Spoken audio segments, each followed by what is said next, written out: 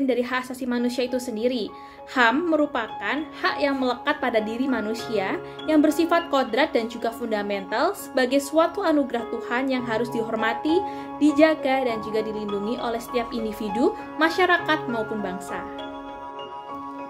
Sejarah perkembangan hak asasi manusia. Perjuangan penegakan hak asasi manusia dimulai sejak manusia mengenal peradaban. Semakin maju peradaban manusia, semakin kuat tuntutan untuk menegakkan hak asasi manusia. Para ahli sepakat sejarah, perjuangan penegakan HAM dimulai sejak adanya Piagam Madinah. Sementara di dunia barat, dimulai sekitar abad ke-13 dengan dibuatnya Magna Carta. Berikut saya akan menjelaskan latar belakang berdirinya HAM di dunia internasional. Yang pertama adalah Magna Carta. Magna Carta atau biasa disebut dengan Piagam Agung lahir di Inggris pada tahun 1215. Magna Carta memuat pembatasan terhadap kekuasaan raja yang tadinya memiliki kekuasaan absolut atau raja yang menciptakan hukum tetapi ia sendiri tak terikat dengan hukum yang dibuatnya dan mulai dapat diminta pertanggungjawabannya di muka hukum. Dalam Magna Carta, raja beserta keturunannya berjanji akan menghormati kemerdekaan, hak dan kebebasan gereja Inggris. Raja berjanji kepada penduduk kerajaan yang bebas untuk memberikan hak-hak sebagai berikut ini. Selanjutnya adalah Bill of Rights. Undang-undang yang diterima oleh Parlemen Inggris sesudah berhasil mengadakan perlawanan terhadap Raja James III dalam suatu revolusi tak berdarah.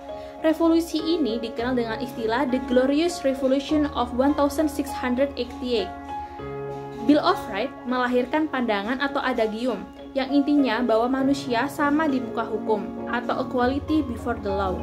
Pandangan ini memperkuat dorongan timbulnya negara hukum dan negara demokrasi. Berikut adalah isi dari Bill of Rights. Untuk yang selanjutnya adalah The French Declaration tahun 1789. Perjuangan HAM di Perancis dirumuskan dalam suatu naskah pada awal revolusi Perancis. Perjuangan itu dilakukan untuk melawan kesewenang-wenangan rezim lama yang dikenal dengan Declaration des Droits de l'Homme et du Citoyen. Pernyataan mengenai hak-hak manusia dan warga negara. Pelopornya adalah Lafayette, J.J. Rousseau, Voltaire, serta Montesquieu. Dalam revolusi Prancis, yang merupakan bentuk perlawanan rakyat Prancis kepada rajanya sendiri atas tindakan yang sewenang-wenang dari raja yang absolut, memuat 3 hal penting tentang pengakuan hak asasi manusia, yaitu hak atas kebebasan atau liberty, kesamaan atau equality, dan yang ketiga persaudaraan atau fraternity. Berikut adalah hak asasi yang tersimpul. Kemudian ada The Four Freedom tanggal 6 Januari tahun 1941. Amanat Presiden Franklin D. Roosevelt tentang 4 kebebasan yang diucapkannya di depan Kongres Amerika Serikat yang berisikan pertama, kebebasan untuk berbicara dan melahirkan pikiran atau freedom of speech and expression, dan yang kedua, kebebasan memilih agama sesuai dengan keyakinan dan kepercayaannya atau freedom of religion, dan yang ketiga adalah kebebasan dari rasa takut atau freedom from fear. Yang keempat adalah kebebasan dari kekurangan dan juga kelaparan atau freedom from want. Yang terakhir adalah Universal Declaration of Human Rights. Puncak perkembangan pengakuan hak asasi manusia adalah disahkannya Deklarasi Umum Hak-Hak Asasi Manusia (HAM) atau Universal Declaration of Human Rights pada tanggal 10 Desember 1948 oleh PBB, yang terdiri dari 56 negara dan disepakati oleh 48 negara dan selebihnya adalah abstain. Di dalamnya terdapat 30 pasal tentang hak-hak dasar manusia sebagai makhluk Tuhan yang wajib dihargai dan dilindungi oleh orang, perseorangan, negara, dan juga hukum. Nah, jadi di sini aku akan jelasin apa aja sih sifat-sifat dari HAM. Nah, yang pertama itu ada HAM tidak dapat dibagi atau utuh. Nah, apa sih HAM tidak dapat dibagi atau utuh itu? Jadi, artinya tuh semua orang itu sama dan sederajat, jadi hak itu nggak bisa dibagi lagi dan diserahkan kepada orang lain. Jadi, pada dasarnya semua itu udah punya hak masing-masing. Nah, contohnya, misalkan berhak mendapatkan semua hak secara utuh tanpa dibagi-bagi, seperti hak politik, hak ekonomi, hak sosial, hak budaya, dan sebagainya. Lalu yang kedua yaitu ada HAM tidak dapat dicabut. Nah, maksudnya di sini adalah hak yang melekat diri individu sejak dia dilahirkan. Jadi makanya HAM itu nggak bisa dicabut. Jadi kalau misalkan dia nggak mengakuinya, berarti dia nggak mengakui juga keberadaannya sebagai manusia dan menjaga harkat dan martabatnya sesama manusia. Yang hidup gak bisa saling mencabut atau meniadakan HAM. Jadi cuma Tuhan yang bisa mencabut HAM, yaitu melalui kematian tersebut. Nah, lalu ada yang tiga, itu ada HAM yang hanya dimiliki oleh manusia. Maksudnya itu sebagai makhluk yang paling sempurna diciptakan oleh Tuhan Yang Maha Esa dengan kelebihan dan pikirannya. Nah, dengan adanya HAM ini, manusia itu diciptakan buat jadi pemimpin di muka bumi dan bisa mengatur pemanfaatan dari makhluk lainnya. Nah, yang keempat itu ada HAM bersifat universal. Maksudnya adalah HAM ini itu setiap orang itu sama dan gak ada yang lebih dan juga gak ada yang kurang. Jadi HAM-nya itu dimiliki tanpa membedakan suku, agama, bangsa, ras, negara, lalu harta yang dimiliki dan jabatannya. Nah, yang kelima itu HAM dimiliki sejak lahir. Artinya HAM itu udah dimiliki sejak ia dilahirkan ke dunia oleh orang tuanya dan baru hilang saat seseorang meninggal dunia dan dikuburkan oleh masyarakat. Lalu yang keenam itu ada HAM tetap atau tidak bisa diganggu gugat. Nah, maksudnya di sini itu HAM ini tuh merupakan anugerah gitu dari Tuhan. Jadi makanya HAM ini tuh nggak bisa diganggu gugat oleh siapapun.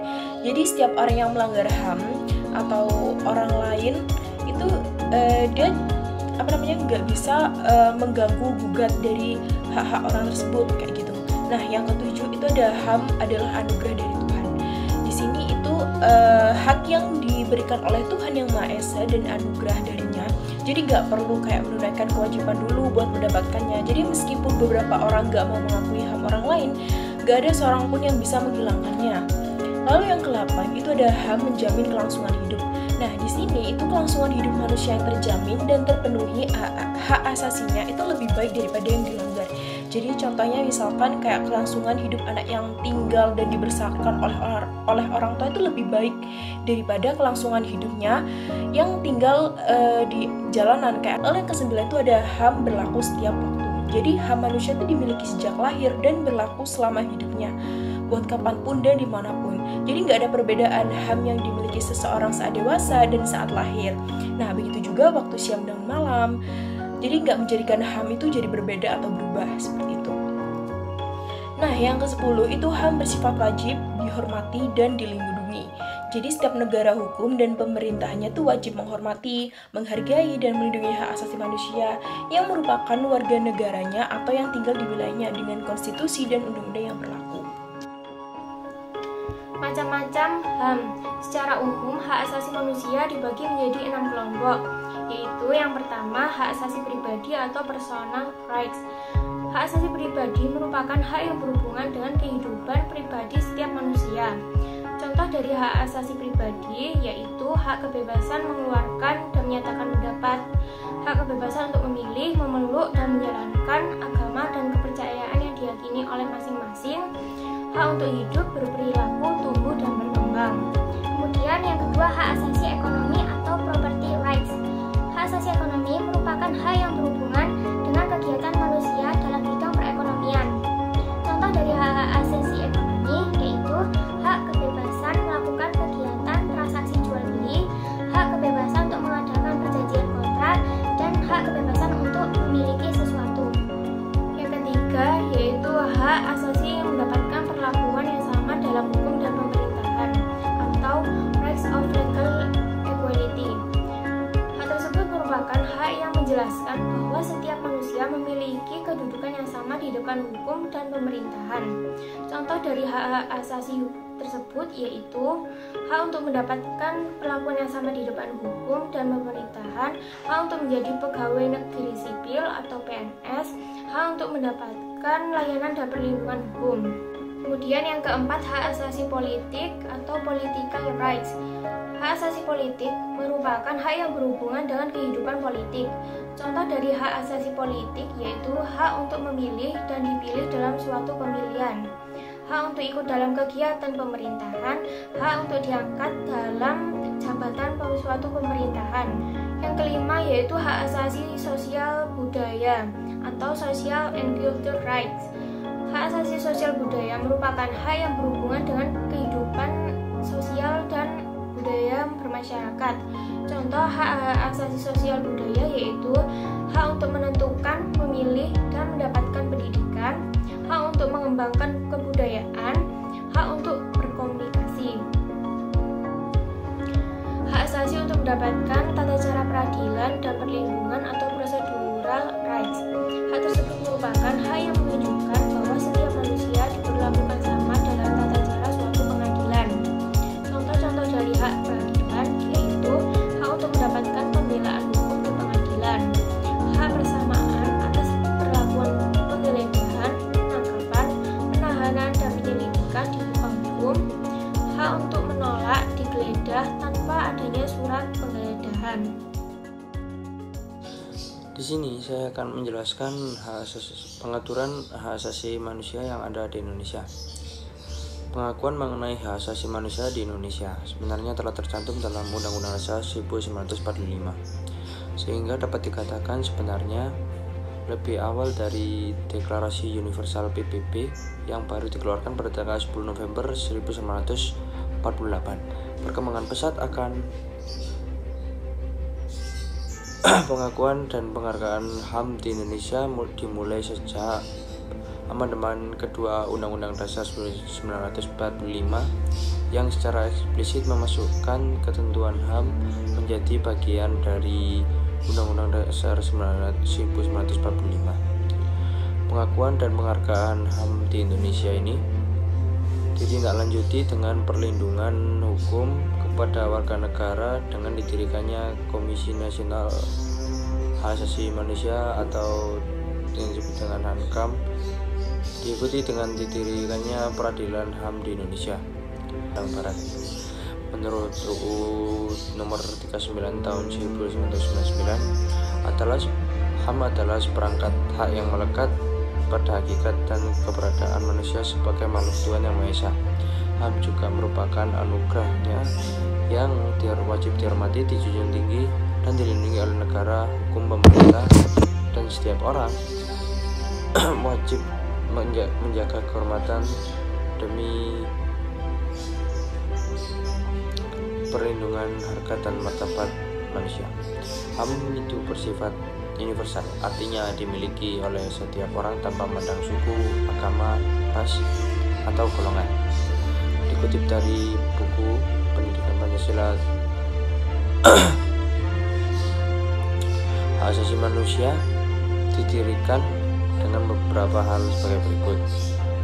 Yang pertama, melekat sejak manusia lahir sebagaimana melekat pada setiap manusia sebagai anugerah dari Tuhan Yang Maha Esa. Yang kedua, negara, aturan hukum, dan setiap orang wajib memberikan penghormatan dan perlindungan serta tidak boleh melakukan pelanggaran terhadap dasar manusia. Yang ketiga, berlaku bagi orang tanpa memandang latar belakang suku, agama, ras, dan kelompok manapun. Di Indonesia, pengaturan mengenai hak asasi manusia tercantum dalam pertama ada di pembukaan Undang-Undang Dasar 1945, itu di alinea pertama dan alinea keempat. Lalu ada batang tubuh Undang-Undang Dasar 1945 yang secara garis besar hak asasi manusia tercantum dalam pasal 27 sampai 34 yang dikelompokkan menjadi 4, yaitu hak dalam bidang politik ada di 27 ayat 1 dan 28, hak dalam bidang ekonomi pasal 27 ayat 2, 33 dan 34. Lalu ada hak dalam bidang sosial budaya pasal 29, 31 dan 32, dan yang terakhir ada hak dalam bidang HANKAM pasal 27 ayat 3 dan 30. Lalu Pancasila merupakan dasar negara Indonesia yang mengandung makna atau pemikiran jika setiap manusia diciptakan Tuhan Yang Maha Esa dengan aspek individual dan sosial. Lalu ada Undang-Undang Dasar 1945 tidak hanya menjadi landasan konstitusi negara, namun juga salah satu landasan hukum di Indonesia dalam pasal 28A hingga 28C Undang-Undang Dasar 1945 dijelaskan hak asasi manusia warga negara Indonesia secara garis besar pasal 28A dan 28C. UUD 1945 berisikan hak tiap warga negara Indonesia, antara lain selanjutnya ada UU nomor 39 tahun 1999 tentang hak asasi manusia. UU nomor 39 tahun 199 ini menjadi salah satu landasan hukum HAM di Indonesia. UU memuat hak dasar yang menyangkut kehidupan setiap warga negara. Contohnya pasal 17 yang membahas tentang hak memperoleh keadilan dalam hukum. UU ini terdiri atas 106 pasal yang membahas hak asasi setiap warga negara Indonesia. Selain itu, UU ini juga membahas ketentuan hukum yang berkaitan dengan adanya pelanggaran HAM, pembentukan Komisi Nasional Hak Asasi Manusia atau Komnas HAM, dan lain sebagainya.